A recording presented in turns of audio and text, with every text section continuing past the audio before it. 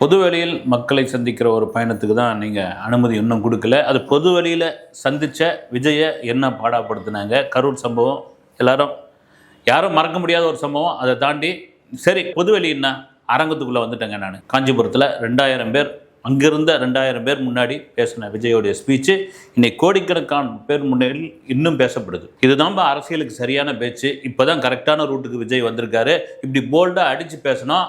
இப்படிலாம் பேசாமல் எப்படி அரசியல் பண்ண முடியும்? இன்னும் எப்படி வீட்டுக்குள்ளேயே இருக்க முடியும்? இன்னும் எப்படி ஆஃபீஸ்க்குள்ளேயே இருக்க முடியும்? இன்னும் எப்படி சாஃப்டான ஒரு அரசியல் பண்ணிகிட்டு இருக்க முடியும்? வந்துட்டாரு வாங்க. இது ஒரு பக்கம் இருக்கும் பொழுது இந்த வீடியோவில் முக்கியமான ஒரு விஷயம் பேசுறது என்னன்னா ஜனநாயகன் தான். ஏன்னா ஜனநாயகன் இந்த படத்தை 9ஆம் தேதி ரிலீஸ் பண்ண விட மாட்டாங்க, இல்லை தள்ளி போகுது, இல்லது எலெக்ஷனுக்கு முன்னாடி ஏப்ரல் மாதம் ரிலீஸ் ஆகுது, இப்படிலாம் ஒவ்வொரு கதையாக சொன்னாங்க. ரைட், ஓகே, 9ஆம் தேதி முடிவாயிடுச்சு.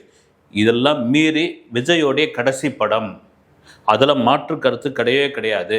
இன்னும் கூட சில பேர் இல்லைங்க விஜய் ரகசியமாக கதை கேட்டுக்கிட்டு இருக்காரு, ஆடின காலம் பாடின வாயம் சும்மா இருக்குமா, 2026க்கு அப்புறம் எலெக்ஷனுக்கு அப்புறம் என்ன ஆகும், அப்புறம் வீட்டுக்குள்ளேயே இருப்பாரா, கட்சி பணியே செஞ்சுட்டு இருப்பாரா, இந்த மாதிரி விமர்சனம். இல்லைங்க, கடைசி படம் தான். அந்த கடைசி படம் அப்படின்போது அதோடைய எதிர்பார்ப்பு எக்கச்சக்கமான எதிர்பார்ப்பு, அதில் மாற்று கருத்து கிடையாது. காரணம் என்னன்னா, இன்றைக்கும் லைம்லைட்டில் இருக்கக்கூடிய நடிகர், இன்றைக்கும் 200 கோடி ரூபாய்க்கு மேல் சம்பளம் வாங்கக்கூடிய ஒரு நடிகர்.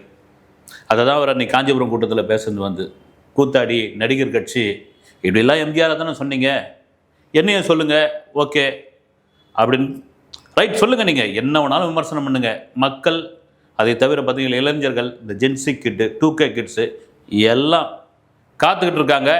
சரி, ஜனநாயகனுக்கு என்னப்பா அப்படின்பொழுது அந்த படம் எதுவுமே பிஸ்னஸ் ஆகலை சாமி. அதுவும் தமிழ்நாடு தேட்டருக்கெல்லாம் வாங்கிறதுக்கு ஆள் கிடையாது, வாங்கிறதுக்கு பயப்படுறாங்க.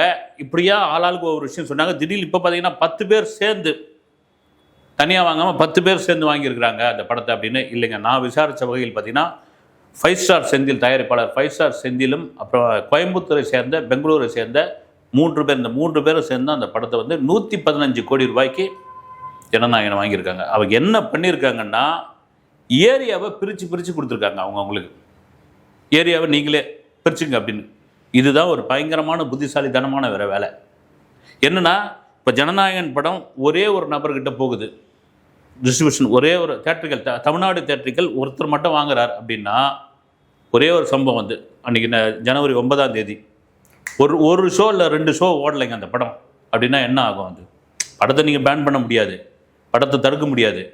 9 மணி காட்சி, ஸ்பெஷல்ஸ் காட்சி, படம் ரிலீஸ் ஆகலப்பா, படம் ஓடலப்பா அப்படின்னு சொன்னால் அந்த படத்தினுடைய ஐப்பை தரன்னு இழுக்கிற மாதிரியான ஒரு விஷயமாக மாறிடும். அதற்கெல்லாம் இடம் கொடுக்காமல் இது விஜயோடைய முழுக்க ஐடியா தான்.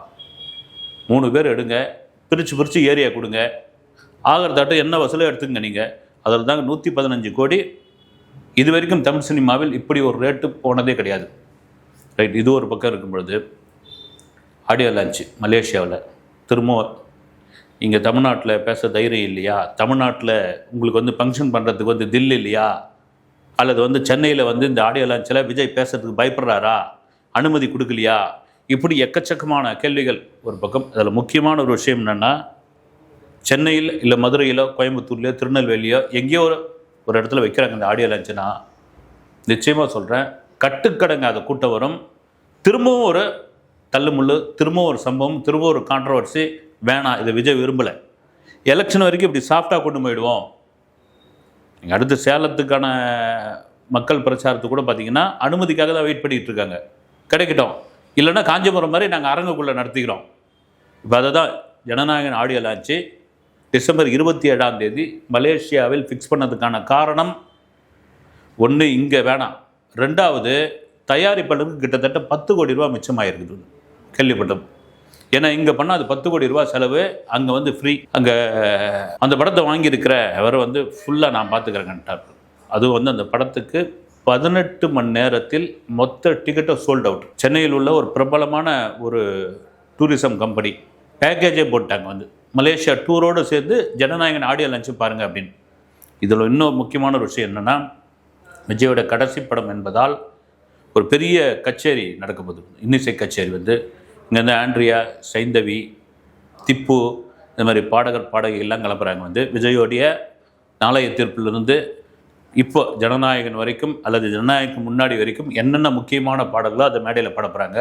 இன்னொரு மிக முக்கியமான விஷயம், விஜயை வைத்து படம் இயக்கிய இயக்குனர்கள், தயாரிப்பாளர்களுக்கு அந்த மேடையில் ஒரு கௌரவம் செய்யப்பட போகிறதாக ஒரு தகவல்.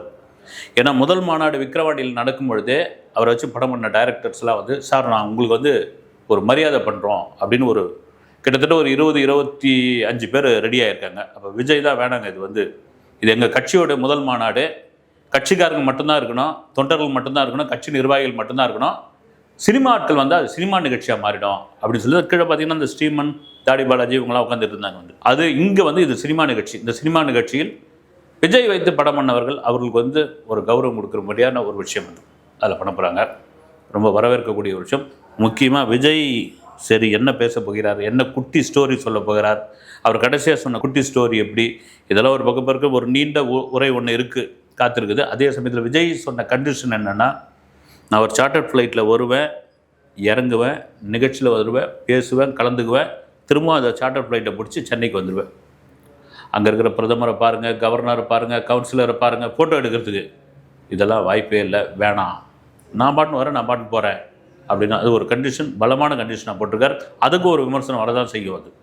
ஏன்னா அங்கே போயிட்டு மறுபடியும் ஒரு தள்ளுமுள் அது ஒரு கான்ட்ரவர்சியாக மாறி ஏன் அப்படின்னு இது மலேசிய தமிழர்கள் மிக உற்சாகமாக விஜய் வரவேற்பதற்காக காத்துக்கிட்டு இருக்காங்க. ஒரு வீடியோலாம் வெளியிட்டு இருந்தாங்க. கடைசி படம்னு ரசிகர்கள் இப்போயே சோஷியல் மீடியாவில் போட ஆரம்பிச்சிட்டாங்க, தொண்டர்கள் போட ஆரம்பிச்சிட்டாங்க. என்னென்னா தலைவரே, தளபதியே, கொஞ்சம் அதை ஏதோ மறுபரிசீலனை செய்யுங்களேன் நீங்கள் கடைசி படன்றதில். அவங்க சொல்கிற காரணம் என்னென்னா, பவன் கல்யாண் கூட இருக்கார், ஜனசக்தி கட்சியுடைய தலைவர், ஆந்திராவில் துணை முதல்வராக இருக்கிறாரு.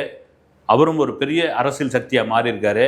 அவர் அரசியலுக்குள்ளே துணை முதல்வராகி இன்னும் படத்தில் நடிச்சிட்டு இருக்காரு, நீங்கள் ஏன் அது மாதிரி நடிக்கக்கூடாது அப்படின்னு ஒரு ஆர்வத்திலோ ஒரு அன்பினாலும் அவங்க ஒரு கோரிக்கை வைக்கிறாங்க.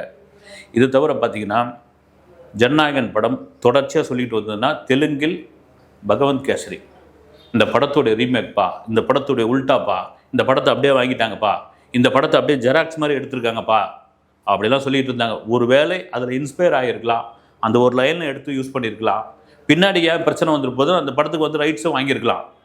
ஆனால் மிக சமீபத்தில் ஒரு பேட்ச் ஒர்க் ஷூட் ஒன்று பண்ணியிருக்காங்க ஜனநாயகன் படத்துக்காக. என்ன தெரியுங்களா, யூடியூப் சேனலில் இருக்க சில முக்கியமான தொகுப்பாளர்களை கூப்பிட்டு, நல்லா பேசக்கூடியவங்களை அவங்கள கூப்பிட்டு ஒரு சின்ன ஆடிஷன் ஒன்று வச்சுருக்காங்க. அந்த ஆடிஷனில் அவங்களுக்கு கொடுக்கப்பட்ட ஸ்கிரிப்டே என்ன தெரியுங்களா, மிக சமீபத்தில் நடந்த டெல்லியில் நடந்த குண்டுவெடிப்பு சம்பவத்தை நியூஸாக வாசிக்கிற மாதிரி. அப்போது சமகால சம்பவங்கள், சமகால அரசியல்கள், சமகால விஷயங்களை ஜனநாயகன் படத்தில் கொண்டு வருகிறார்கள் என்பது அப்பட்டமாக தெரிஞ்சு போச்சு. சும்மா நியூஸ் தானே, இது வாசிக்கிறது உள்ளே அப்படியே சேர்க்க வேண்டியது தானே.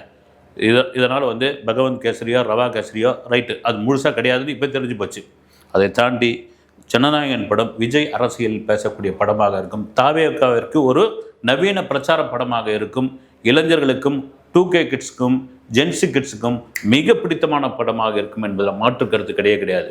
இந்த பக்கம் அரசியலில் பார்த்திங்கன்னா விஜய்க்கான ஆதரவு ஒரு பக்கம் கூடிக்கிட்டே இருக்குது. நம்ம கூட பார்த்தோம், பேச்சாளர் நாஞ்சில் சம்பத் கூட தாவேகாவை புகழ்ந்து பேசியிருந்தார். அவர் கூட சமீபத்தில் கூட சொல்லியிருக்காரு, தாவேகாவிலேருந்து என்னை கூப்பிட்டா நான் போய் பேசுவேன், நான் தொடர்ந்து அரசியல் பண்ணுவேன், எனக்கு வயசாகிடுச்சு, அரசியல் விட்டு ஒதுங்கலான்னு பார்த்தேன், ஆனால் எனக்கு பிடிச்சிருக்குது, விஜயோடைய அந்த தில்லு பிடிச்சிருக்கு, விஜயோடைய அந்த வருகை பிடிச்சிருக்குது, கூப்பிட்டாங்க, நான் போய் பேசுகிறேன், நான் ஆதரித்து தான் பேசுகிறேன், அதே சமயத்தில் நான் திமுக எதிர்த்துலாம் பேச மாட்டேன் அப்படின்னு ஒரு சேஃப்டியான ஒரு இது வச்சுருக்காரு.